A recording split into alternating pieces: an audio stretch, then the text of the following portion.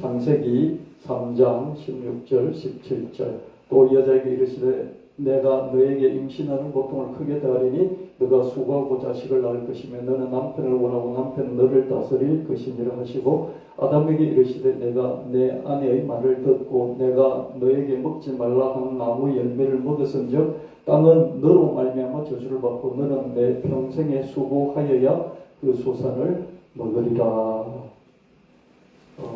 하와가 선악과를 따먹었어요. 또 아담도 따먹게 했어요. 그래서 하나님이 임신하는 고통을 하와에게 너는 앞으로 이룰 것이다. 그리고 남편은 너를 다스릴 것이다. 땅은 저주를 받아서 아담 너는 평생에 수고를 해야 된다. 이렇게 말씀하셨습니다. 하나님 명령을 어기고 선악과를 차례로 부부가 따서 먹었죠. 그래서 하와는 임신하고 출산하는 그런 큰 고통이 있었고요. 남편의 지배를 받는 그런 삶이 시작이 됐습니다. 아담은 평생 중노동의 수고를 해야 했습니다. 땅은 저주를 받아서 가시덤불과 먹기를 내고 그렇기 때문에 아담은 땀을 흘려 가족을 부양할 수 있었습니다. 여자는 임신하고 출산하는 큰 고통 그리고 남편의 지배에 얽매이는 삶을 살아야 했고요. 남자는 평생 가족을 부양하고 먹여 살려야 됐기 때문에 중노동에 얽매이는 삶을 살아야 했습니다. 그리고 끝에는 육체의 소멸, 육체가 죽는 그런 삶이 우리의 인생이 되게 된 것이죠. 여러분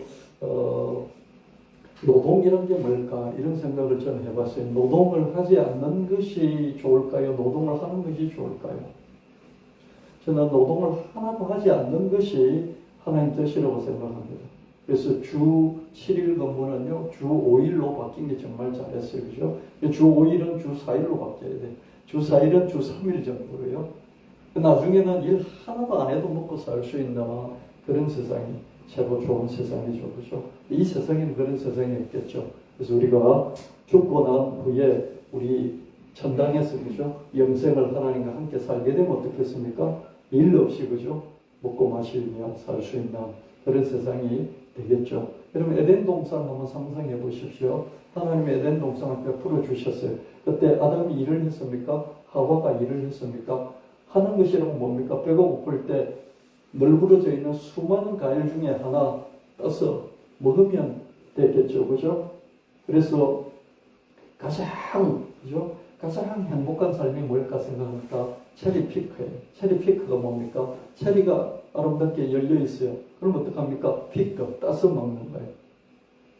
그러니까 최상의 삶은 체리 피크. 가장 좋은 열매들 하나씩 똑똑똑 따서 먹고, 그죠? 하나도 기르지 않는 거예요. 기르지 않고 열매를 따먹는 이 인생이 최고의 인생이죠. 그죠? 근데 농사는 뭡니까? 처음부터 끝까지 길러서 열매를 만들어서 그 열매를 먹는 거죠. 그죠? 이게 농업이잖아요. 그죠?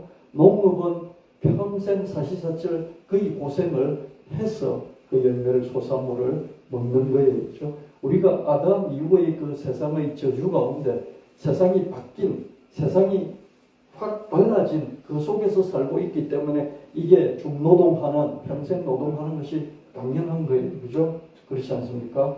그런데 에덴 동산에서는 어떻게 했겠습니까? 거기서는 노동이 없었지 않겠습니까? 그죠? 그래서 최고의 인생은 노동이 없는 삶이다. 그래서 여러분 할 수만 있으면 노동을 적게 하는 것이 이게 복이구나. 이런 생각을 좀 해보시면서 내 삶에서 노동을 좀 더 줄일 수 있는 방법이 뭐가 있을까? 생산성을 높인다든지, 그죠? 좀 더 이렇게 적게 일하고 많이 벌 수 있는 일을 한다든지, 그러면 되겠죠, 그죠? 근데 그게 쉽지 않다는 거예요. 왜냐하면 우리 에덴 동산에서 살지 않기 때문에 저주받고 난 뒤에 땅이 가시와 은근기를 내는 거기서 살고 있기 때문에 어떻습니까? 거기서 그런 길을 간다는 게 쉽지 않다. 그러나 찾아가야 될 길이다. 그런 생각을 저는 해봤습니다. 여자는 그 이후로 아이를 낳는 것이 그죠? 에덴 동산에서는 아이를 만약에 낳았다면 그렇게 출산의 고통, 임신과 출산의 고통이 크지 않았을 수 있을 것 같아요. 그죠? 근데 하와는 하나님께서 벌을 주셔서 임산의 큰 고통이 있게 하셨고요. 또 남편을 사모하는 거죠. 왜 사모를 했을까? 애나서 길러야 되기 때문이죠. 남편을 의지하지 않으면, 중노동하는 남편을 의지하지 않으면 자기와 자기 자식의 생명을 담보할 수 없었기 때문에 남편에게 의지했지 않을까, 그런 생각이 듭니다. 요즘은 좀 많이 달라졌죠. 그죠? 그 달라진 것이 정상적이죠. 남녀의 관계가 평등하게 달라졌습니다. 이게 달라진 것이 더 정상적인 그런 수준으로 우리가 바뀐 것이라고 볼 수가 있습니다. 계속해서 말씀을 이어가도록 하겠습니다.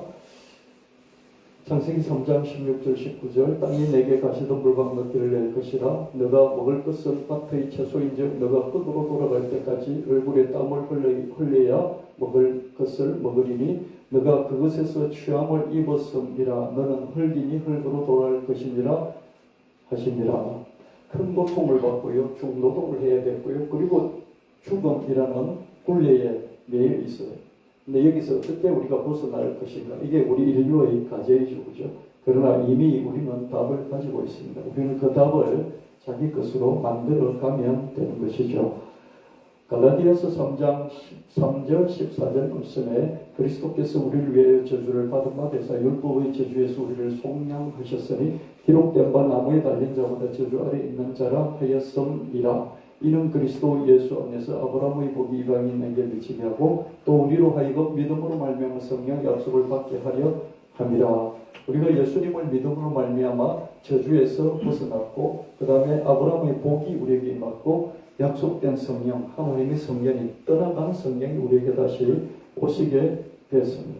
그래서 우리가 예수 그리스도께서 한 사람 아담이 대표적으로 인류를 대표해서 죄를 지음으로써 그 죄 때문에, 그 원죄라고 그러죠. 죄 때문에 우리가 땅이 저주를 받고 우리의 삶이 이렇게 힘들어졌죠. 그렇죠? 그런데 한 사람 예수 그리스도께서 대표적으로 이 저주를 깨는 십자가 고난을 당하심으로써 우리는 이 저주로부터 벗어날 수 있는, 저주가 청산되는 삶의 길이 열리게 된 것이죠.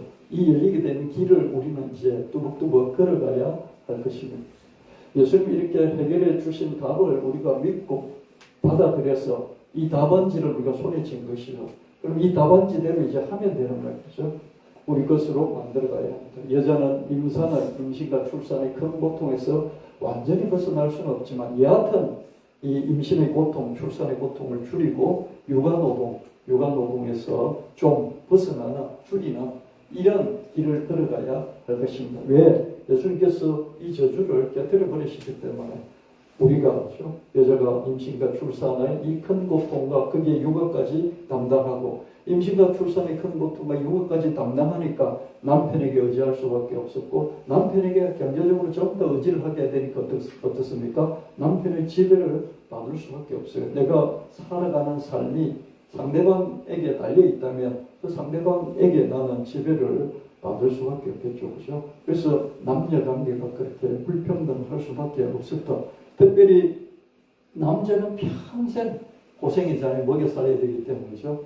그걸 퐁퐁남이라고 그러잖아요. 그죠? 바깥에서도 그렇게 열심히 일하고 들어와서도 퐁퐁남으로 늘 시중을 들어야 되는 그런 얘기가 있습니다. 이게 남자의 일생이고요. 그렇다고 해서 여자는 행복하느냐?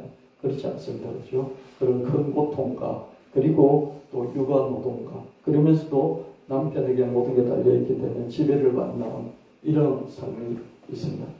그러나 예수 그리스도께서 다 이 모든 것을 해결해 놓으셨기 때문에 그 길을 우리는 걸어가야 되죠. 또한 남편과 대등한 관계에서 자기를 막을 수 있어야 하겠습니다. 남자는 평생 중노동이라는 굴레에서 완전히 벗어날 수 없죠. 그죠? 그렇지만 여하튼 그 강도를 줄일 수 있어야 하겠습니다. 그리고 남자든 여자든 예수님을 믿음으로 말미암아 죽음을 넘어서는 영생을 얻어 나가는 그 길을 계속 걸어가야 하겠습니다. 하와와 아담의 원죄 그리고 그 결과가 우리에게도 미칩니다. 여러분 원죄 억울하잖아요. 그렇죠? 기독교는 원죄를 거의 인정합니다. 이제 부정하는 그런 쪽도 있고요. 뭐 우리 조상의 죄가 내 죄냐 그러면서 이제 그걸 부정하는 쪽도 있지만은 원죄가 맞는 것 같아요. 원죄가 그렇죠. 조상이 뭔가 이렇게 크게 뭘 잘못을 하면 환경 자체가 나빠져요. 그렇죠. 뭐 안 좋은 환경에 유배를 당하고 거기서 자자손손 살아가면 그렇지 않습니까? 그죠? 그 삶이 척박해질 수밖에 없지 않겠습니까? 그죠? 그래서 원죄가 쭉 계속해서 흘러내려올 수 있겠다 이 생각이 들고요. 또 그런 삶 가운데서 형성된 유전자, 이게 우리의 유전자가 어떻습니까? 그 시간이 오래되면 그 환경에 적응하면서 그죠? 우리 유전자 자체가 변화를 하지 않습니까? 그죠? 그래서 아주 안 좋은 환경, 척박한 환경에서 계속 뭐 100만 년 정도 살아온 그런 인류가 있다고 그러면 그 인류의 DNA하고 그죠? 좋은 환경에서 살아온 인류의 DNA를 비교해 보면 차이가 날 것입니다. 그죠? 그런 면에서 원죄가 우리 몸속의 체질로 이렇게 흘러내려올 수도 있겠다. 이런 생각을 개인적으로 해보는데요. 이건 그냥 제 추측일 뿐입니다. 그렇죠?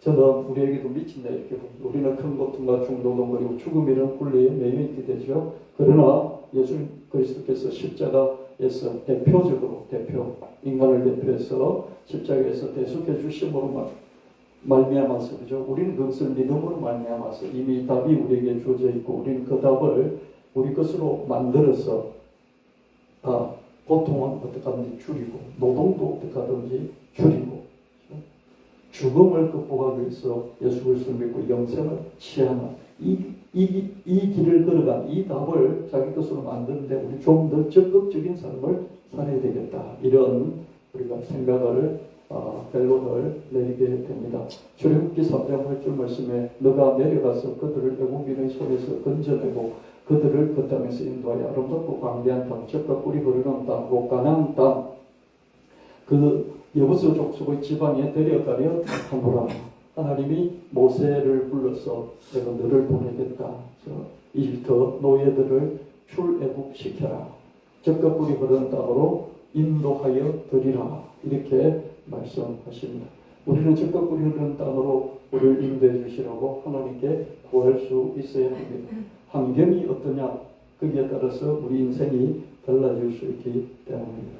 여러분 환경에 따라서 그죠? 우리 인생에 사는 인생 자체가 많이 바뀌는 것을 보게 됩니다.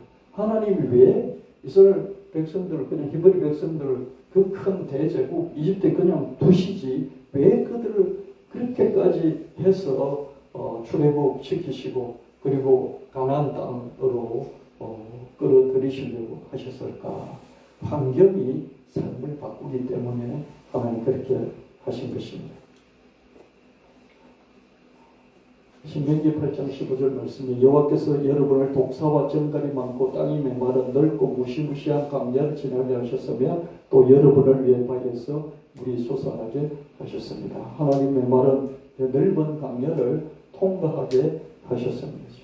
여러분 좁은 길을 가는 것이 그죠? 좋은 게 아닙니다. 그래서 여러분 좁은 길 가게 해주십시오. 좁은 길 가게 해주십시오. 그런 기도 하지 마시길 바랍니다. 좁은 길을 간다는 것은 예수님이 하신 것처럼 십자가의 길을 가면 내가 뭐 한다고 십자가 길을 갈 이유가 뭐가 있겠습니까? 그렇죠? 여러분 할 수만 있으면 넓은 길을 주시라고 이렇게 기도하시고요. 좁은 길은 넓은 길을 가는 중에 형통하고 평탄한 삶을 사는 중에 그 중에서도 예수님을 붙잡고 믿음을 잃지 않는 그 길을 간다. 그런 의미에서 좁은 길이지 내 삶이 공공하고 힘들고 어렵고 고통 중에 있는 그런 삶을 자체해서 그 길을 나아갈 필요는 없다는 말씀이죠. 신명기 26장 8절 9절 말씀에 여호와께서 강한 손과 편팔과 큰 위험과 이적과 기사로 우리를 애굽에서 이끌어내시고 또 여기 젖과 꿀이 흐르는 가나안 땅으로 인도하셨다. 이 땅, 곧 젖과 꿀이 흐르는 땅을 우리에게 주셨다. 이렇게 고백합니다. 하나님 젖과 꿀이 흐르는 땅으로 마침내 히브리 노예들을 이끌어 가신 것을 보게 됩니다. 여러분, 사람이 노예 생활하면 노예의 어떤 그 습성이 젖어 있어요. 이 노예의 삶이 자유인의 삶으로, 자유인의 삶이 이런 경제적으로 독립되어 있는 주권적인 삶을 사는 것으로 바뀌기까지는 많은 변화가 필요한데, 그 변화를 주려면 똑같은 환경에 두면서 변화를 줄 수 없어요. 이 끝내서 다른 환경으로 가야만이 거기서 그런 삶을 살 수 있게 되는 것이죠. 그래서 하나님은 주권적인 경제적인 풍요 속에서 주권적인 삶을 살면서 그 속에서 하나님을 믿기를 하나님 바라셨던 것이, 노예로서 하나님 섬기는 것이 아니고요, 그냥 떠돌이 낭인으로서 하나님 섬기는 것이 아니요, 자기의 경제적인 기반을 확실하게 갖고 주체적인 삶을 살면서 하나님을 섬기기를 바랐기 때문에 하나님은 그 히브리 백성을 가나안 땅으로, 젖과 꿀이 흐르는 가나안 땅으로 이끄신 것을 볼 수가 있습니다. 사무엘하 22장 20절 말씀에 또 나를 넓은 곳으로 인도하시고 나를 기뻐하심으로 구원하셨도다. 내 인생을 넓은 곳으로 인도해 주시라. 이렇게 우리는 구할 수 있어야 하겠고요. 10편 31편 8절 말씀에 나를 원수의 수중에 가두지 아니하셨고 내 발을 넓은 곳에 세우셨음이니라. 내 발을 넓은 곳에 세워주셨다. 발이 넓으면 어떻습니까? 선택지가 넓어지고, 그죠? 그리고 자기 좋은 곳을 선택을 할 수 있는 것이 발이 넓은 곳이다. 이렇게 우리는 해석할 수 있겠습니다. 내 발을 넓은 곳에 세워주시라. 이렇게 우리는 기도할 수 있어야 합니다.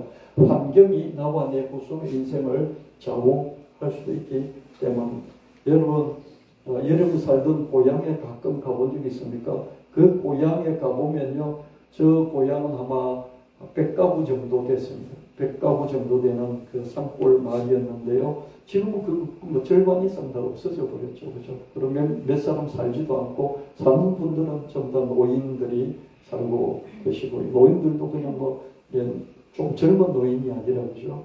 아주 연세가 너무너무 많은 그런 분들만 몇 분 살고 계시죠. 그죠? 왜 그렇습니까? 더 나은 환경을 찾아서 다들 떠났기 때문에 거기 살지 않는 것이죠. 그죠? 그게 잘한 것입니까? 못한 것입니까? 잘한 것이에요. 자기와 자기 후손의 삶을 위해서 더 나은 환경을 찾아가는, 이것은 우리가 당연히 해야 될 몫이다. 이렇게 생각을 합니다.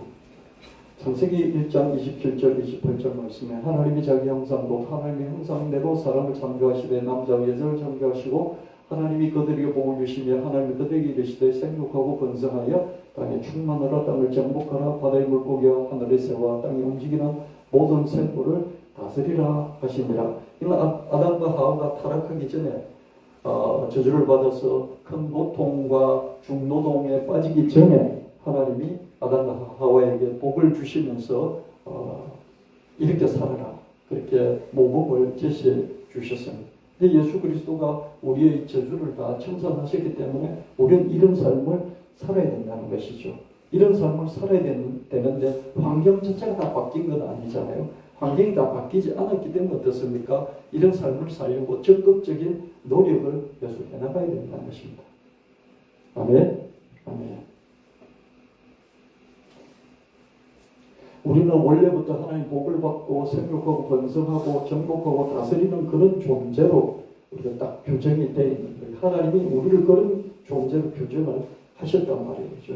근데 그 에덴의 타락과 에덴에서 추방되고 어떻습니까? 우리가 참 힘든 척박한 삶을 살았는데 예수 그리스도께서 이미 우리에게 답안지를 주셨기 때문에 그 답안지 들고 우리는 다시 에덴 이 삶을 향해서 적극적으로 나아가야 된다. 이 말씀을 드리는 것입니다. 나에게 더 유리한 환경을 찾아내고 거기에 적응하고 변화하며 더 나아가 지배력을 길러나가야 할 것입니다. 나를 둘러싼 환경이 내 인생을 좌우할 수도 있습니다. 내가 어디서 태어났느냐, 사는 곳은 어디냐, 일하는 곳은 어디냐, 내 부모, 형제, 일가, 친지, 인맥이 누구냐에 따라서 내 인생이 얼마든지 달라질 수 있습니다. 여러분 태어난 곳이 여러분 인생을 좌우합니까? 확실히 좌우합니다. 여러분이 저 네팔이나 방글라데시에서 태어났다고 칩시다. 저기 지금 경제가 엉망진창인 브라질 이런 데서 태어났다고 생각해 보십시오. 그럼 여러분들의 삶이 제대로 된 삶을 살기 참 힘든, 태어난 곳이 정말 중요합니다. 그렇죠? 우리나라도 참 6.25 사변이니 일제시대 그런데 힘든 나라였죠. 그래서 우리 거기서 태어났어요. 근데 이런 발전을 이루어서 이제는 대한민국에서 태어난 것이 어떻습니까? 조금 이 전 세계적으로 볼 때 좋은 곳이다 이렇게 이제 세계적으로 이야기되기도 하는 시대 가운데 살아가고 있습니다. 태어난 곳이 참 중요하고 사는 곳, 태어난 곳 중에서 또 어디 사느냐. 그리고 내가 일하는 곳, 왜 나를 둘러싸고 있는 모든 환경과 사람들이 나를 좌우할 수 있기 때문에 그렇습니다. 그리고 나를 둘러싼 부모, 형제, 일가, 친척이 누구냐, 그리고 내 인맥이 누구냐에 따라서 그죠? 내 삶이 정말로 바뀔 수가 있습니다. 여러분, 나를 둘러싼 환경이라고 할 때는 지리적인 환경뿐만 아니라 그죠? 내 부모, 형제, 일가, 친척, 내 동료, 친구, 그리고 인맥까지도 나의 환경이다. 그걸 여러분들이 기억하시길 바랍니다. 그래서 내 환경을 좀 더 나에게 유리한 곳으로 내가 찾아나가고 거기서 적응하고 그리고 지배력을 가져나가나 배나하면서 지배력을 가져나가는 삶을 평생 살아야 하는데 내 환경이 어떤가? 자기 환경에 대해서 평가도 한 번씩 해보시고요. 평가해봐도 별로 뾰족한 수가 없어요. 그렇죠? 내가 막 환경을 확 바꿀 수 있는 능력이 없기 때문에 내가 내 부모 형제를 어떻게 바꿉니까? 그렇죠? 내가 바꿀 수 있는 부분으로 바꿔나가고 또 더 유리한 곳이 있다면 그 유리한 곳을 향해서 나아갈 수 있어야 되겠습니다. 예를 들어서 내 인맥에 따라서 내 수명도 달라진다 이런 말이 있습니다. 내 주변에 내 수명을 단축하는 인맥이 있을 수도 있고 내 수명을 연장하는 인맥이 있을 수도 있어요. 어떤 사람 만나서 사귀었더니 그 남자가 그죠? 데이트 폭력을 해서 안 죽어도 될 젊은 생명이 죽기도 하고 또 무슨 몸에 보장이 생기기도 하고 막 그러지 않습니까? 그렇죠? 또 어떤 사람을 잘못 만나 그 친구를 잘못 만나 사기를 당해서 내가 가진 10년 동안 그렇게 중노동해서 모은 돈을 하루아침에 다 잃어버릴 수도 있고 그 잃어버리니까 내 몸이 상하고 마음이 상해서 병들어서 일찍 죽기도 합니다. 할렐루야. 그래서 환경이 참으로 중요해요. 근데 내 주변의 사람 내가 이런 병에 걸렸는데 그 사람 만났더니 그 사람 그 병은 여기 가서 저 의사를 만나면 고칠 수 있어. 여기 가서 저걸 먹으면 돼. 여기 가서 이 기계를 사용하면 돼. 라고 정보를 받고 그대로 했더니 진짜 병이 나았어요. 그렇죠? 병이 몸이 많이 호전이 됐어요. 그래서 내 생명이 연장될 수 있는 것이지 않습니까? 그렇죠? 수명이 내 환경에 따라서 수명이 내 주변의 인맥에 따라서 달라질 수 있다는 그런 말입니다. 여러분, 이게 폐가 안 좋으면 좋은 공기 그런 데 가서 살면 폐가 좋아지지 않습니까? 그렇죠? 확실히 그렇죠. 그죠? 환경이 좌우하잖아요. 아무리 운동 많이 해도 그렇죠? 고칠 수 없는데 환경을 바꾸니까 기관지 계통이 안 좋은 사람이요. 뉴질랜드 가면 다 그 병이 없어져 버린다며. 공기가 너무 맑고 기온이 좋아서 그렇다. 뭐 이런 얘기가 있는데요. 저와 여러분 이게 시화에 살면서 고생 많았죠. 그동안 그죠? 공장에서 이렇게 이 미세한 그런 몸에 안 좋은 것들이 많이 나왔잖아요. 그죠? 지금 많이 좋아졌죠. 그죠? 환경이 참으로 내 건강에 영향을 미치고 내 인맥이 어떤에 따라서 내 생명이 5년, 10년 줄어들 수도 있고 5년, 10년 늘어날 수도 있단 말이에요. 그래서 여러분은 어떻게 하든지 어떻습니까? 좀 더 유리한 환경으로 나를 이렇게 이끌어가는 것이 필요하다. 왜? 원래 하나님은 우리를 그렇게 만드셨는데 어떻습니까? 하나님이 이제 아들을 보내시고 아들이 그 모든 역전된 환경을 바꿀 수 있는 저주를 우리에게 다 청산시키는 길을 열어놓으셨기 때문에 우리는 그 길을 좀 더 믿고 적극적으로 그 길을 향해서 나가야 된다. 에덴 동산까지 향을 하는 그 길을 걸어가야 된다. 이런 말씀을 드립니다. 즉각 우리 흐르는 땅을 향해서 하나님이 이스라엘 백성들을 이끌어내신 그 이유가 뭘까를 생각해 보시기를 바랍니다. 더 유리한 환경을 찾아내고 거기서 적응하고 변형하며 점점 지배력을 키울 수 있어야 합니다. 말뚝망둥어는 보잘것없는 물고기죠. 생긴 것도 희한하게 생겼잖아요. 그러나 물 위를 뛰어다니고요. 갯벌을 점령하고 호령을 하면서 살아갑니다. 말뚝망둥이 눈은 머리 위쪽에 장방향처럼 솟아 있어서 물속보다는 물 바깥을 더 잘 볼 수 있고요. 습기가 충분한 물밖에서 체장, 길게는 60시간 버틸 수 있다. 물 바깥에 갯벌 이런 데 뛰어다니면서 어떻습니까? 60시간이면 한 3일 정도 되나요? 3일은 그냥 물 안에 안 들어가고 살 수 있다는 것입니다. 아가미 호흡을 할 뿐만 아니라 피부 호흡도 하고요. 입 천장을 실핏줄을 통해서 땅에서도 호흡할 수 있게 점점점 발전을 했죠. 왜 그렇습니까? 이 말뚝망둥은요, 물속이 별로 안 좋은 거예요. 물속이 별로 안 좋고 물 바깥이 자꾸 그리운 거예요.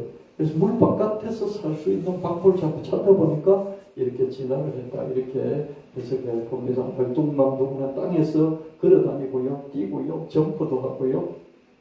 근육질의 가슴 지느러미를 갖고 있어서 이것을 관절처럼 사용을 하게 됩니다. 이게 그냥 물고기의 지느러미는 대부분 방향을 트는데 사용하지 않습니까? 얘는 어떻습니까? 이게 땅을 걸어다니는 사용을 하죠. 그죠? 고래를 보십시오. 그죠? 고래의 이 지느러미 어떻습니까? 고래의 지느러미도 그죠? 바다사자나 바다 물개, 그죠? 또 바다 코끼리 어떻습니까? 요렇게 앞 지느러미 어떻습니까? 이 지느러미라고 할 수 없을 정도로 앞발이라고 할 수 있잖아요. 그죠? 이렇게 바뀌어 있는 것들을 볼 수가 있고요. 빨판 같은 배 지느러미는 가파른 절벽에 붙어 있게 하고요. 등 지느러미는 둘이 있고요. 꼬리 지느러미, 또 작은 뒷 지느러미를 다 세어보니까 6개 정도 됐습니다. 말뚝망둥은 날카로운 집게발이 달린 개도 잘 잡아먹습니다. 작은 물고기지만 물 밖의 땅을 탐냈던 것일까요? 아득한 내측에 바다 동물이 육지를 탐내다가 마침내 육지로 올라와 육지 동물이 됐다. 이렇게 가설을 세우고 검증하고 있잖아요. 말뚝망둥을 보면 우리가 그게 사실일 것 같다. 그런 생각을 하게 됩니다. 보면 여기 아가미도 있고 눈도 있고 지느러미가 2개가 있고 뒷지느러미, 꼬리 지느러미, 배 지느러미, 가슴 지느러미. 이 가슴 지느러미를 앞발처럼 사용하나 볼 수가 있습니다. 환경이 사람을 지배한다는 말이 맞습니다. 그렇죠? 여러분, 환경이 사람을 뭐 사람이 정신을 가지고 환경을 대처하면 되지. 뭘 환경이 지배한다면 환경을 극복하고 환경을 극복해야지. 뭐 이런 말 하잖아요. 그죠? 그건 절반만 많은 말이에요. 환경이 사람을 바꿉니다. 그래서 환경을 평가해 볼 필요가 있습니다. 내가 사는 환경을요. 인류는 기후가 안정적이고 우호적인 홀로세라는 그런 시대에 폭발적으로 번성할 수 있었습니다. 아무리 개척 정신을 가져도 어떻습니까? 환경이 적합하니까 다 죽어요. 근데 이 기온이 안정된 홀로세에 진입을 하니까 어떻습니까? 인류가 폭발적으로 늘어나는 거죠. 좋은 환경이, 좋은 기후가 그렇게 만들어 준 것이죠. 그런가 하면 한편으로 사람이 환경을 정복하고 다스리기도 합니다. 우리 두 가지를 늘 생각해야 된다는 것이죠. 하나는 뭡니까? 환경이 내 삶을 지배하고 내 후손의 삶까지 지배한다. 그러니까 좋은 환경을 찾아서 거기서 적응하고 변화하는 것이 필요하다. 거기서 지배를 갖는 것이 필요하다. 여러분, 하나님이 아브라함도 갈대 우르에서 뽑아내서 가나안 땅을 보내주시고 거기서 점점 아브라함의 지배력을 가질 수 있도록 키워주시지 않습니까? 그렇죠? 그게 하나 있는다면 두 번째는 뭡니까? 환경을 정복하고 다스립니다. 하나님이 가나안 땅까지 인도하셨지만 거기서 그 가나안 땅을 정복해서 자기 것으로 만드는 것은 이스라엘 여호수아 군대가 해야 될 몫이었어요. 아멘. 환경을 정복하고 다스리나 이 두 가지를 우리가 동시에 해나가야 된다. 더 유리한 환경을 찾아내고 거기서 적응하고 변화하며 점점 지배력을 키워나가야 하겠습니다. 고래의 조상은 바다에서 육지로 다시 육지에서 바다로 이동을 했다고 하는데 마침내 바다의 재앙이 될 수 있었죠. 펭귄은 하늘을 버리고 남극 바다로 갔고 거기서 마침내 작은 재앙으로 군림할 수 있게 됐고요. 박쥐는 땅의 대부분을 버리고 하늘을 갖고자 했고요. 마침내 밤하늘의 작은 재앙으로 군림할 수 있게 됐습니다. 하나님이 창세기 보면 그 종류대로 생물을 창조하셨다고 그러는데 박쥐도 처음부터 박쥐로 만드셨지 박쥐도 저렇게 진화된 것 아니야. 우리는 얼마든지 성경을 기준해서 반박을 하잖아요. 그렇죠? 근데 그 말씀조차도 이렇게 압축해 놓은 것이 그것이지, 이렇게 쭉 40억 년의 시간 속에서 풀어보면 어떻다? 풀어보면 박쥐도 땅에서 두더지처럼 살다가 어떻게든지 하늘 보고 자꾸 하늘 쳐다보고 하늘 좀 갖고 싶어 하고, 그러다가 이 앞다리를 자꾸 이렇게 나는 흉내를 내고, 그러다 보니까 앞다리에 이렇게 날개 같은, 여러분 박쥐의 날개는 날개라고 할 수 있습니까? 날개가 아니잖아요. 앞다리에 피부가 얇다랗게 붙어 있는 거잖아요. 그렇죠? 날개가 아니에요. 그게 무슨 깃털이 있습니까? 뭐가 있습니까? 그렇죠? 그냥 앞다리예요. 앞다리에 어떻습니까? 앞다리에 자꾸 날고자 하니까 피부가, 몸에 있는 피부가 당겨져서 자꾸 이렇게 그물처럼 펼쳐진, 그렇게 진화를 했다. 저는 그렇게 해석을 해봅니다. 박쥐는 땅의 대부분을 버렸어요. 하늘을 갖고 싶어 했어요. 그랬더니 하늘을 갖게 됐어요. 말똥망둥어는 왠지 물속이 좀 별로 안 좋은 거예요. 그래서 물 바깥이 자꾸 갖고 싶은 거예요. 그래서 물 바깥을 계속 도전하다가 이런 앞지느러미가 앞발처럼 발전을 했지 않을까, 이런 생각을 해보는데요. 이 말씀을 드린 것은 뭐냐면, 우리도 다 그렇게 돼야 된다는 것이 아니라, 우리가 변화한 환경을 찾을 뿐만 아니라 또 새로운 환경에서 적응하고 변화할 뿐만 아니라 거기서 지배력을 갖는, 이게 하나님이 원래 우리에게 원하셨던 에덴 동산의 삶이었고, 그리고 우리가 에덴에서 타락하고 추방해서 이 척박한 환경에 살게 됐지만은 예수 그리스도께서 이 모든 것을 해결해 놓으셨기 때문에 적극적으로 그런 삶을 향해서 나아가는 것이 우리가 취해야 될 하나님 앞에서 삶의 태도이다. 이런 생각을 해보게 됩니다. 예수님의 대속하심으로 큰 고통, 중노동, 그리고 죽음에서 벗어나는 답이 주어져 있습니다. 그 답을 믿고 수용해서 우리 것으로 만들어 나가야 하겠습니다. 이것이 아니면 안 된다, 이런 고집을 버리고요. 더 유리한 환경을 찾아내고 거기서 적응하고 변화하고, 그래서 점점점 정복하고 다스리는 그런 지배력을 갖게 되시기를 예수님 이름으로 축원합니다. 정당하게 여기서 최선을 다하되 또 더 유리한 환경을 찾아내고, 또 거기서 변하고 적응하고 지배력을 갖고 또 더 유리한 환경을 향해서 나아가고, 이걸 평생 살고 그 평생 산 삶에 내 자손에게 그것도 물려주고, 그렇게 되시기를 예수님 이름으로 축원합니다. 미국을 저는 별로 안 좋아해요. 그렇죠? 그럼에도 불구하고 저 유럽에서 건너온 사람들이 어떻습니까? 그렇죠? 그 미국을 세계 최고의 나라로 만들었고, 그래서 그 후손들은 미국에서 태어나기만 하면 어떻습니까? 그냥 누리는 것들이 엄청나게 많아요. 미국의 중산층 백인의 가정에 태어나면 그냥 전 세계의 탑이 되어버리는 거예요. 그렇죠? 그래서 우리가 어떻게 하든지 보면 그 출산 원정 그런 게 있잖아요. 그렇죠? 그건 정말 저는 별로라고 생각합니다. 저 비판도 합니다. 그렇죠? 그럼 그 사람의 입장에서 어떻습니까? 출산해서 원정에서 애를 낳으면 그냥 미국인이 되어버리는 거죠.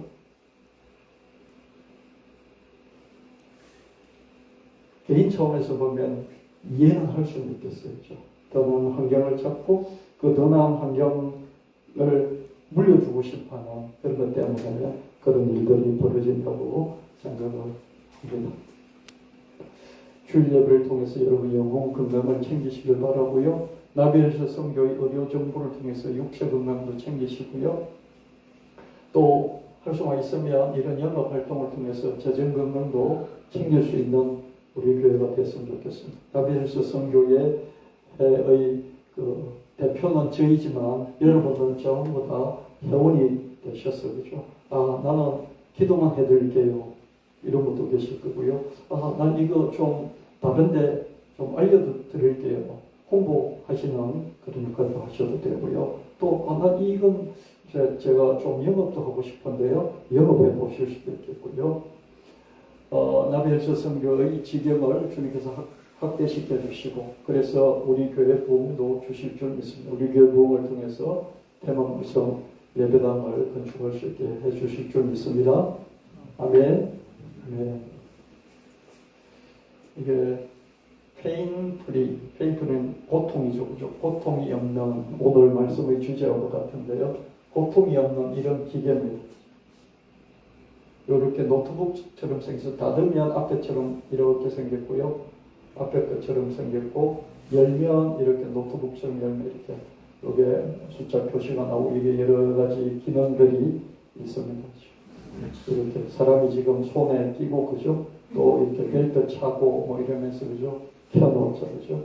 이게 물도 있습니다. 이게 자수 물 만드는 것도 있고요. 여기 빙 돕니다. 전기가 들어오면 이게 물이 보통 물이 자수물로 바뀌는 거죠. 여기에 본체이고요. 이게 발에 발 올려놓는 거고요.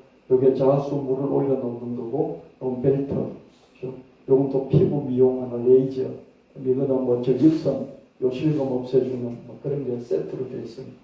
그래서 이게 페인프리라는 이 의료기가요, 보면 경피성 통증 완화 전기자극 장치이고요, 양자 표적 치료를 할 수 있고요, 레이저 치료도 하고요, 초음파 치료도 하고요, 전자기장 치료도 하고요, 온열 치료도 하는, 그 다음에 뭐 음악 치료, 파동수, 활성화 자수 이런 것도 있는 그런 의료기기입니다.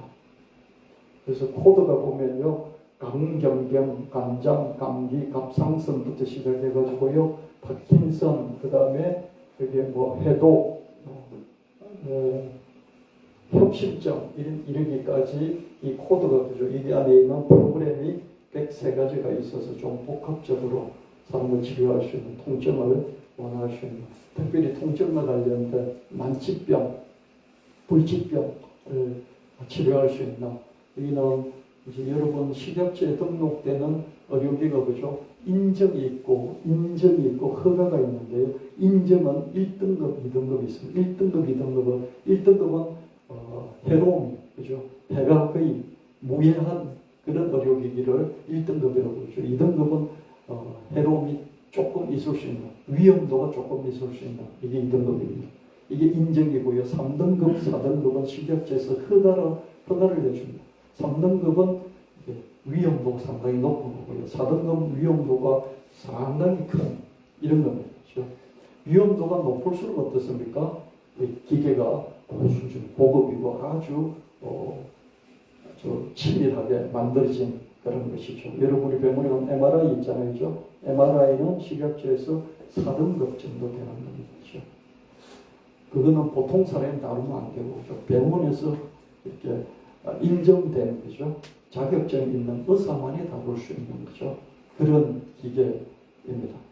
그래서 이거는요, 3등급이에요. 3등급.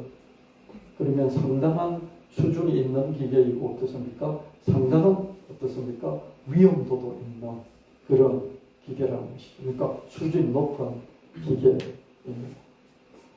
난치성 통증, 신경성 통증, 건망성 통증, 일반 통증, 그 다음에 103 코드로 6품목이 허가가 됐고요. 3품목이 허가 외에 기능들이 있습니다. 정형외과 전문 치료기고요. 개인 가정용에서 치료할 수 있고요. 식약처 3등급 제허 2020 2020년도에 허가가 난 3등급 상당히 수준이 높다는 것이죠. 그죠?